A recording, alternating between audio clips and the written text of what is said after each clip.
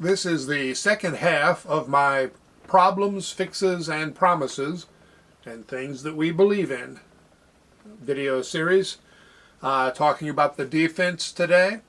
And yes, I am playing around with the John Denver song, Poems and Prayers and Promises, and things that we believe in.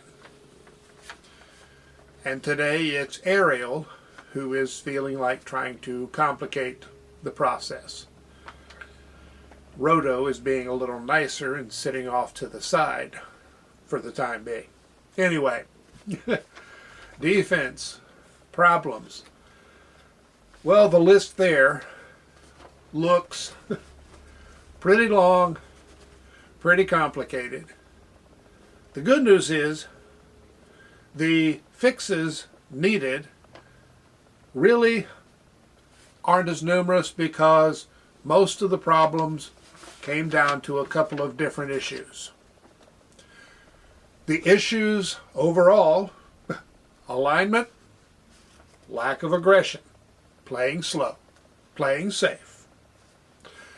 And of course, a lot of that was due to injuries in the defensive backfield, which means one of the actual problems was depth. Another problem was experience. So they went out and they got depth.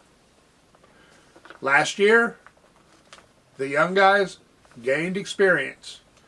Of course, experience isn't something that you just get to pick and choose. It does take some time, but they put in the time last year. In some respects, it was almost more disturbing to me with how teams were suddenly able to run right up the middle. And I have not watched the film, so I'm not entirely sure what was going on. I have a feeling it was an issue with guys not playing assignment football, trying to make the big play, the flashy play, and getting caught. So, fixes. Well, one of the big things they actually did last year was to simplify the defense. Set it so that the alignments were not so complicated, not as many different reactions to all of the changes that the offense might try to use to confuse the defense. Let's just refuse to be confused. So you get lined up faster. You have more time to focus on the proper reads so that you can try to figure out what play's coming, where it's coming. You play faster, you play looser, you play better. I think, we saw the benefits from that last year. Teams were still scoring a fair number of points in some of the games, not all of them. I think we'll have more benefit from it this year. This year we also added a lot of experience in the backfield. We've got Keyshawn Cobb, Anthony Wilson, Beanie Bishop, Montre Miller. These are guys who they rate well, they've played well, and they fill specific needs, not only in terms of position and experience, but leadership. Coaches have talked particularly about how Beanie Bishop and Anthony Wilson are affecting the younger players. So, physical needs, and if we shall call them psychological needs, were met. Defensive line, I think some of the problem may have left on its own. I'll say that much.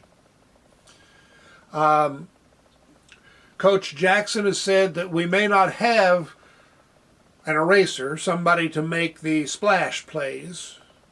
They didn't say we don't have it, since nobody has shown it in a game yet. I think we've got a couple of players who will.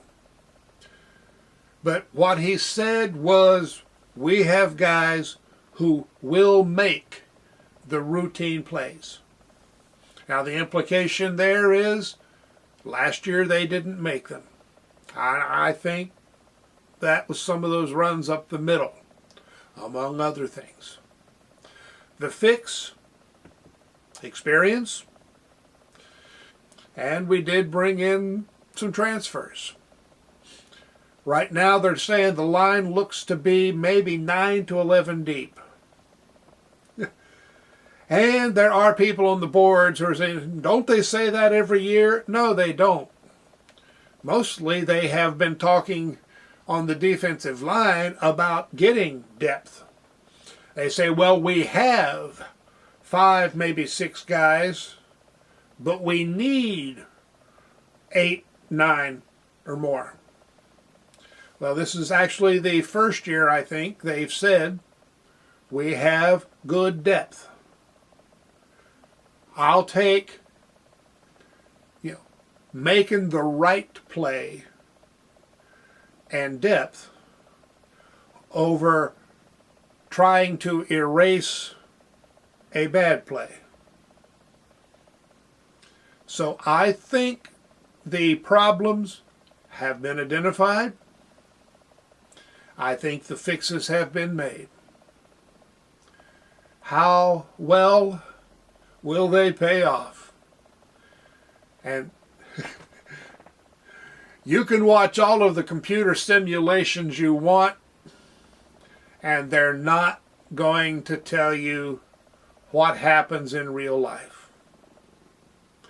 Artificial intelligence and reality are not exactly the same thing.